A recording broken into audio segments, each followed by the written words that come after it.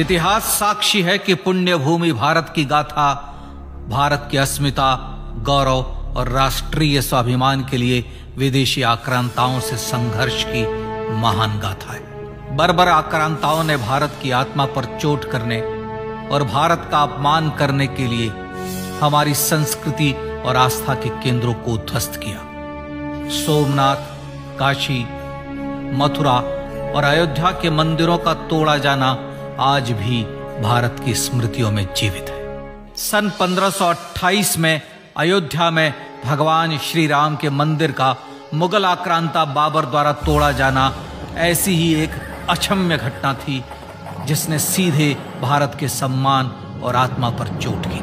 कारण साफ था, अयोध्या के श्री राम के मंदिर पर आक्रमण भारत की आत्मा पर आक्रमण था। जहां हर भारतीय के रोम रोम में राम बसते हैं, वह भारत यह अपमान कैसे सहता। राम मंदिर पर आक्रमण भारत को आहत कर गया था। विदेशी हमलावर अपनी बर्बरता दिखाते गए और भारत अपने आत्म गौरव को फिर से पाने के लिए संघर्ष करता रहा।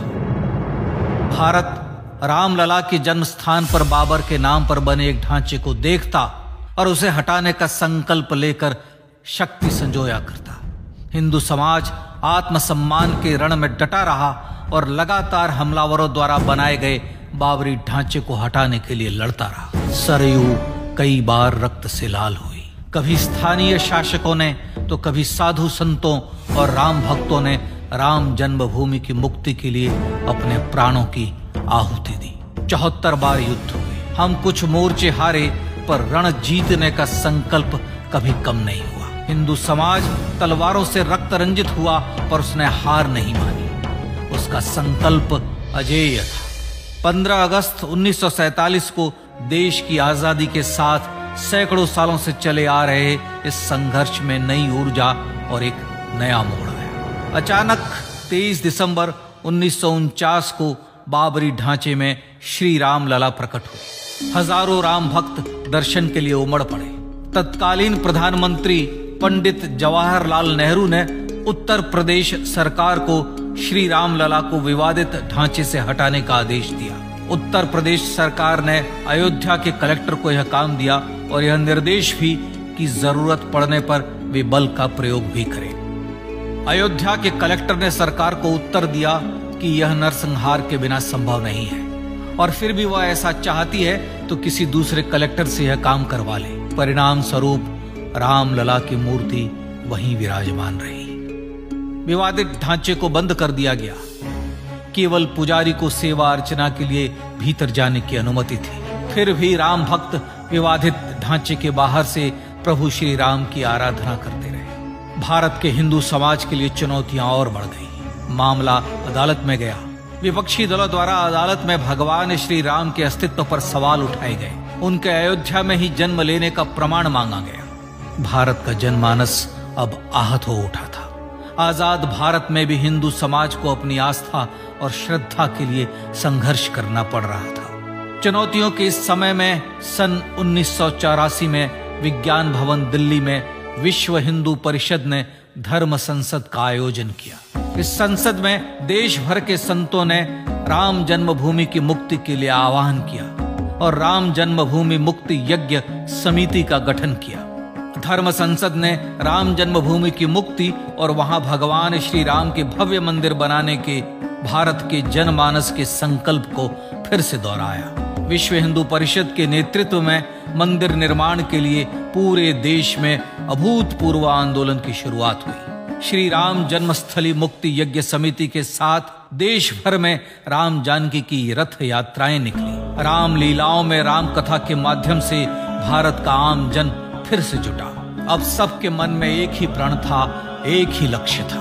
अयोध्या में जन्मभूमि पर भगवान श्री राम के भव्य मंदिर का निर्माण। सन 1989 में विश्व हिंदू परिषद द्वारा गांव-गांव से रामशिला पूजन करके अयोध्या भेजी गई। 2,75,000 गांवों से रामशिलाएं अयोध्या पहुंची। भव्य राम मंदिर के शिलान्यास का निर्णय हुआ। पूज्य संत महात्माओं और हिंदू समाज के अन्य प्रमुख नेताओं के निर्णय के अनुसार अनुसूचित जाति के प्रमुख नेता श्री कामेश्वर चौपाल ने 9 नवंबर 1989 को मंदिर निर्माण का पहला पत्थर रखा। राम जन्मभूमि पर मंदिर निर्माण के लक्ष्य की पूर्ति के लिए सन 1990 में सोमनाथ से अयोध्या के लिए श्री लाल कृष्ण आडवाणी ने रथ यात्रा की शुरुआत की। देश में जन भावनाओं का ज्वार उमड़ने लगा। श्री लाल कृष्ण आडवाणी के रथ यात्रा के साथ साथ मंदिर के लिए जन समर्थन बढ़ने लगा और छद्म सेकुलरवाद बेनकाब होने लगा। इस जन आंदोलन को रोकने की तमाम कोशिशें हुई पर सब व्यर्थ हुई। विश्व हिंदू परिषद ने देशवासियों से अयोध्या में जन्मभूमि पर मंदिर निर्माण के लिए 30 अक्टूबर और 1 नवंबर 1990 को कार सेवा का आह्वान किया। परिणाम स्वरूप लाखों राम भक्त कार सेवा के लिए देश के कोने कोने से अयोध्या आए। इससे देश की एकात्मता का विराट दर्शन हुआ। कार सेवकों को रोकने के लिए उत्तर प्रदेश के तत्कालीन मुख्यमंत्री श्री मुलायम सिंह यादव ने अयोध्या में परिंदे को भी पर न मारने देने की घोषणा की। स्थितियां गंभीर हो गई। अयोध्या से 200 किलोमीटर दूर रेलगाड़ियां रोक दी गई। अयोध्या युद्ध भूमि बना दी गई। मार्ग बंद, रेल बंद, चप्पे चप्पे पर पुलिस।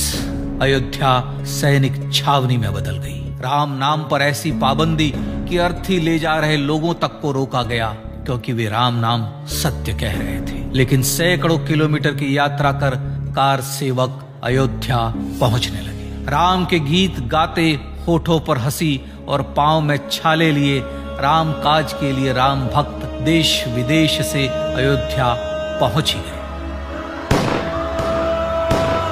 कार सेवकों पर गोलियां चली। अनेक कार सेवक शहीद हुए।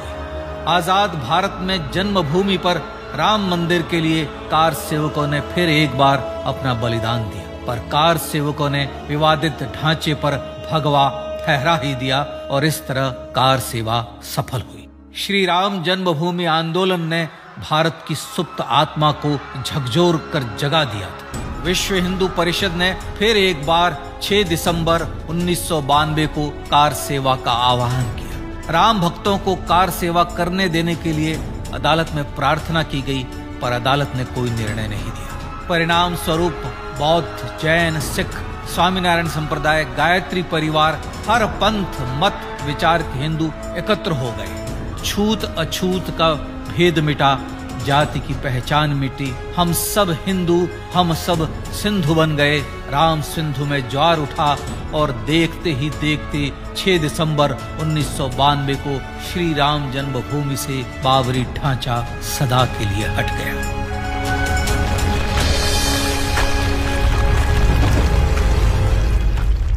यह क्षण शौर्य, न्याय और सत्यमेव जयते का क्षण था। यतो धर्मस्ततो जय का क्षण था। पर संघर्ष की गाथा यहां जाकर भी नहीं रुकी।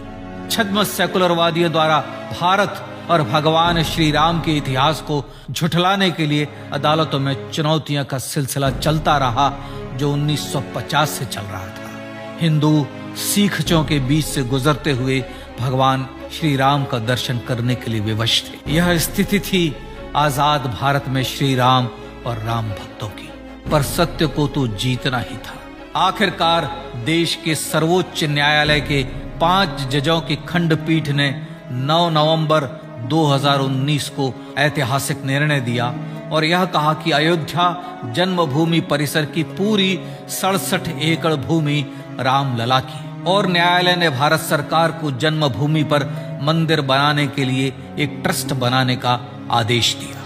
सर्वोच्च न्यायालय के आदेश के अनुसार भारत सरकार ने 5 फरवरी 2020 को श्री राम जन्मभूमि तीर्थ क्षेत्र नाम के ट्रस्ट का गठन किया और राम जन्मभूमि न्यास की भूमि जो सरकार द्वारा अधिग्रहित की गई थी, उसे ही नवनिर्मित न्यास को वापस दे दिया गया। 5 अगस्त 2020 को भारत के प्रधानमंत्री श्री नरेंद्र मोदी ने श्री राम जन्मभूमि तीर्थ क्षेत्र के अध्यक्ष पूज्य महंत नृत्य गोपाल दास, राष्ट्रीय स्वयंसेवक संघ के पूज्य सरसंघ चालक डॉक्टर मोहन भागवत एवं उत्तर प्रदेश के मुख्यमंत्री श्री योगी आदित्यनाथ की उपस्थिति में श्री राम जन्मभूमि पर भगवान श्री राम के भव्य मंदिर के लिए भूमि पूजन कर निर्माण कार्य का शुभारंभ किया। इस तरह लगभग 500 वर्षों से राम जन्मभूमि की मुक्ति के संघर्ष का पटाक्षेप हुआ। अपने आत्मसम्मान और राष्ट्रीय अस्मिता के लिए इतना लंबा संघर्ष विश्व के इतिहास में बेजोड़ है। श्री राम भारत की आत्मा, भारत की परिभाषा, हमारे राष्ट्रीय आदर्शों और जीवन मूल्यों के प्रतिनिधि मर्यादा पुरुषोत्तम हैं, जो हर हिंदू के होठों पर जन्म से मृत्यु तक रहे। बस यही हर हृदय में प्रार्थना होती है। राम भारतीय राष्ट्रीय स्वाभिमान और आसेतु हिमालय से समुद्र पर्यंत तक जन जन को एकात्मता के बंधन में बांधने वाले रक्षा सूत्र है। अयोध्या स्थित श्री राम जन्मभूमि पर बाबर का हमला वास्तव में भारत के स्वाभिमान और राष्ट्रीयता पर हमला था। प्रधानमंत्री श्री नरेंद्र मोदी द्वारा श्री राम जन्मभूमि पर राम मंदिर का पुनः निर्माण न केवल बाबरी मानसिकता का पराभव है, बल्कि संपन्न, सुखी, सुसंस्कृत, सर्वशक्ति संपन्न स्वराष्ट्र का सूर्योदय भी है। यह उस राम राज्य की दिशा में वह कदम है जिसकी अभिलाषा राज राजेंद्र चोल, कृष्णदेव राय, छत्रपति शिवाजी महाराज से लेकर महात्मा गांधी तक ने की थी। अयोध्या में जन्मभूमि पर भगवान श्री राम का मंदिर न सिर्फ राष्ट्रीय गौरव होगा, बल्कि वह श्री राम के आदर्शों का राष्ट्र मंदिर होगा। अब वह महान संकल्प पूरा होने जा रहा है। आइए इस राम यज्ञ, राष्ट्र यज्ञ में जिन ज्ञात और अज्ञात भारतीयों ने अपनी आत्माहुति दी है, उनका पुण्य स्मरण कर उन्हें श्रद्धांजलि दें।